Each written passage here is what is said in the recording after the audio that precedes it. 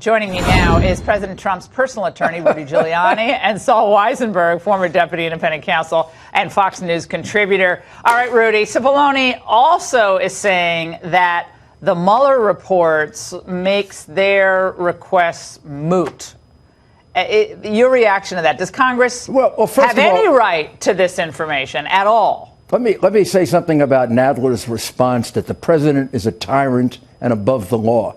This is a legal memorandum. I mean, Jerry might have a hard time understanding because he's not much of a lawyer, but it's a legal memorandum. It's very well thought out, very well written. Obviously, it makes the point of executive privilege, but it goes way beyond executive privilege. It makes a very, very important point. I would have added Pelosi's statement last week that the legislature is the superior branch, because that's the way they're acting. They have issued not just one hearing, they have 6 hearings. So it has to be seen in the context of 6 hearings. They have already issued hundreds of subpoenas looking for possibly 1 million documents or more. And we have Nadler, we have Schiff, we have Cummings. They're all kind of like daytime television time. And the reality is this is a tremendous burden on the executive, and the law has a way to deal with it. There are cases that say that legislative power is there, but it can't be used for an impermissive purpose. There has to be a proper legislative purpose.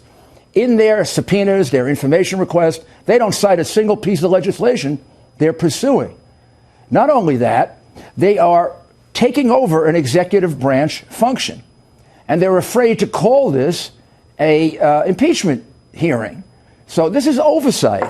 You don't issue hundreds of subpoenas. Rudy, hold on. So are you saying that if this were actually an impeachment proceeding, you wouldn't have any problem with No, I would have a problem documents? with it because they really have to generate their own information. They can't be just redoing that. And if they were in good faith, they would read through the Mueller report and they would say, we now have all this information. We have 10 more questions or 15 more questions. Well, they're reading it on the House floor. In fact, they're doing a dramatic reading, I think, of the whole thing on the House floor. Several recent federal cases make it clear that if you're going to impose on the executive, it has to be tailored, it has to be narrow, it can't be overly intrusive. This is all those things. It's overly intrusive. It's completely burdensome. It is not only duplicative, it's multiplied by 6. Well, this isn't even talking about the case that's in the D.C.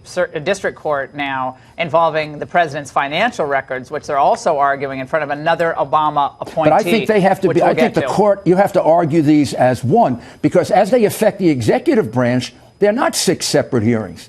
You have to respond to this avalanche of subpoenas, which means you've got to close down shop. Yeah, it's meant to paralyze the whole That is exactly. All right, Saul, I got to get to Saul. Saul, a Saul. former Justice Department official says that the White House's assertion that Congress does not have a right to the information is mind-blowing. This is Joshua Geltzer saying these aren't peripheral interests of the U.S. Congress. They're core oversight responsibilities at the heart of our legislative branch, checking our executive branch, and even just understanding it. How do you react to that?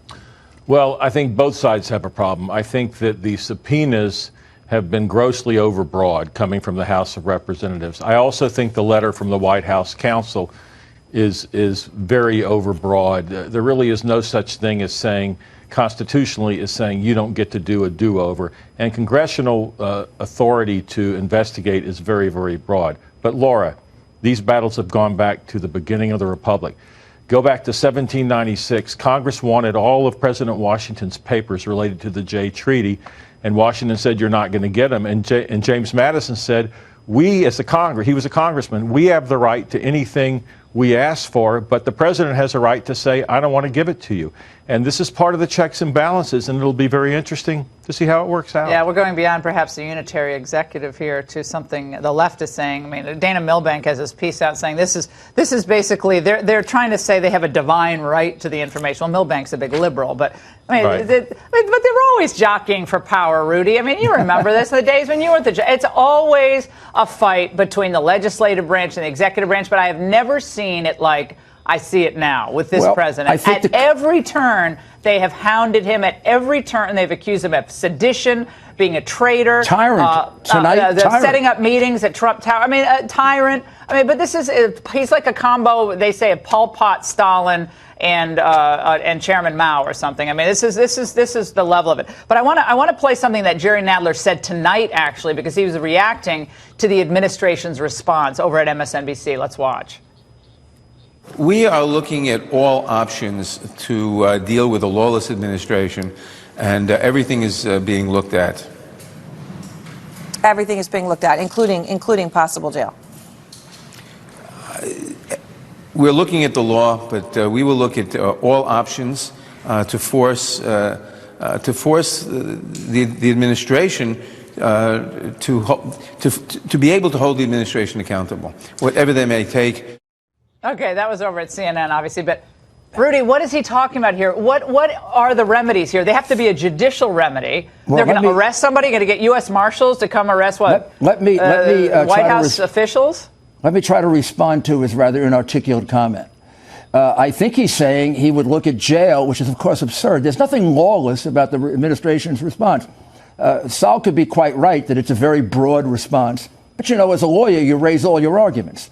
I think there are some that are overbroad, and I think there are some that are very, very strong. The strongest one being that in the Cheney case, the court held that the power of the Congress is very broad, but not unlimited. And I think, given the number of subpoenas, given the number of hearings, given the already predetermined positions of the three chairmen who have already said he should be impeached, and Nadler was overheard planning it on Amtrak, I think that they've got a very good argument to the court. How did things ever get this far? And let's check this a little. As long as they're willing to compromise, if there's going to be a narrower, more focused subpoena. Yeah, well, Cipollone, he left the door open to, of course he did. Working with them. He does that lawyer. In most of his letters. I mean, so it's not like he's shutting the door completely. But it's a legal, it's a legal response. It's not lawless. Yeah. Right. We're going to go before a court. And they make an argument, and they we don't want to go before the court. They don't want impeachment. They don't want to go before the court. That's why Nadler is full of you-know-what. Yeah, well, I want to play something, because, Saul, this goes into what we were talking about last week. Also, Rudy, there's a brewing fight going on, it looks like, between Brennan and Comey when it comes to the use of this phony dossier. Catherine Herridge reported on this earlier. A dispute over whether former CIA Director John Brennan or former FBI Director James Comey pushed the unverified dossier during the presidential transition has broken out into the open. The records are not public, but sources familiar with the content say December 2016 emails indicate Comey told Bureau subordinates that Brennan insisted the dossier should be included in the formal intelligence assessment on Russian election interference. Well, I'm hearing, Saul, that one of those communications they're talking about also says that Jim Comey, in December of 2016, said the dossier is unreliable. He didn't want the intel to review it. We hear tonight, I heard today from a high-placed White House source that the president may be looking to release and declassify all the relevant documents leading up to the start of the Russia probe next week.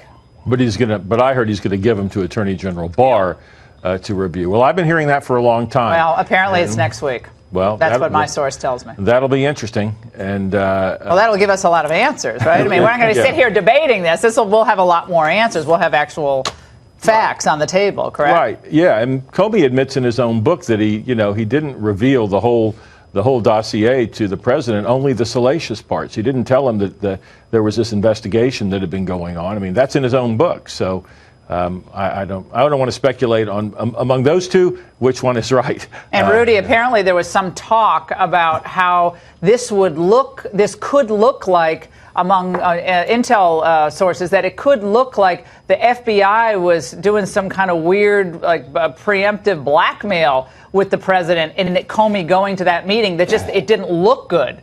They were worried about this, that Comey presenting this dossier or part of it to the president would look like he was kind of having some J. Edgar Hoover tactics against the president. That is really disturbing.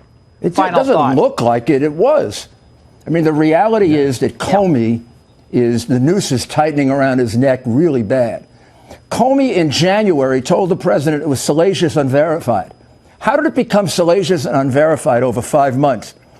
When they used it in affidavits in which Comey says on the top of the affidavit that it's verified. In footnote 5, page 15, he says it's reliable. not unverified. In other And he words, knew it wasn't. he either lied to the president or he lied to the court. I'm betting on he lied to the court. We call that perjury, Jim. And Brennan may be a witness against you. That'd be interesting. Yeah, no. Well, this is gentlemen. James thank you. Cardinal I'll believe it when I Comey may see be it. wrong. Yeah. Saul sounds like I believe it when I see it. I agree. It's hard to indict a cardinal. This is going to get very interesting next week. This guy can tell you what's going to happen to your immortal soul, which he said to Rod Rosenstein the other day. Yeah. So maybe he's above indictment. I don't know. He's back in the redwoods tonight. All right, guys. Thanks so much.